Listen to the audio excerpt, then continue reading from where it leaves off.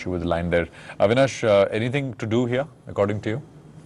I think from a buying perspective, I think companies like Ashok Leyland, I think we have seen very strong CV numbers for both April and May.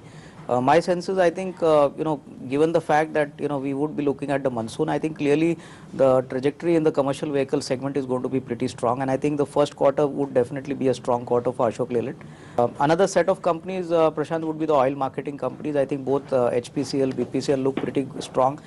Had a very strong Q4 quarter, and I think looking at the fact that crude prices have shown a short-term uptrend, but I think at least about 2015, I would not be surprised if the crude prices actually settle down around $75–80. So clearly there could be a scope for further improvement in the gross refining margins, and clearly I think coming year possibly the markets are building on hope some further regulatory deregulation on products like LPG or maybe on kerosene.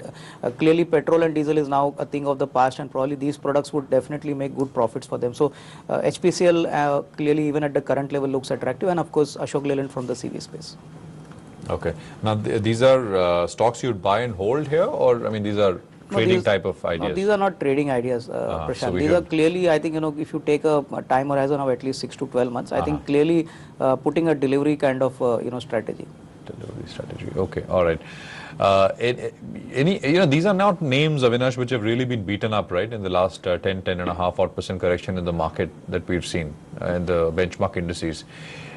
Anything which has been beaten up a little bit where you think there is value?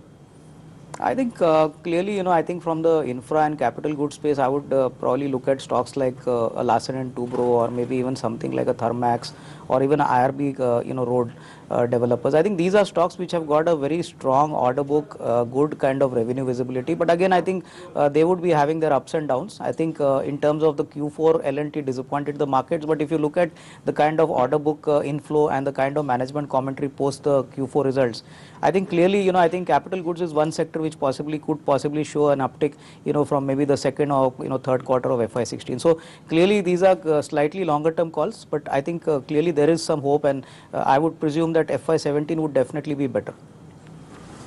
FY17 would be better. Okay. Kane and Vedanta, Avinash, what are your thoughts there? I think, Prashant, yesterday at 9 to 10% jump in Kane, I think largely was because of the uptake in crude prices. If you see the merger kind of scenario, I think clearly I don't think Kane shareholders are going to gain anything at all. Vedanta definitely seems to be a big beneficiary. I think whatever hopes the markets had on the utilization of Kane India's huge cash kitty is now going to be ruined, because if this merger takes place, the entire cash goes to Vedanta. And I think this group has been very well known for mega mergers.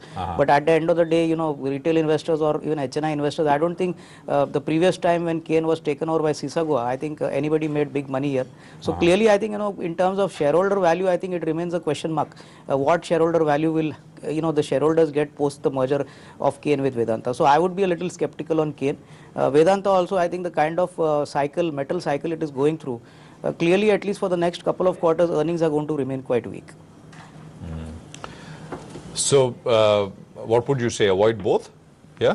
I would prefer to avoid both. I mean, given a chance, if you say you have to buy any one of them, I think Vedanta would be a better choice. Okay.